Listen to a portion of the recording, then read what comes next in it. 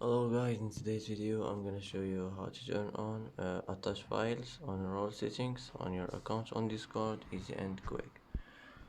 First click here and now click settings, now click roles, click here, now click permissions. Here as you see you will find attach files, click on it like this and it will be turned on, and after this click save and it will be saved. And that's it for today.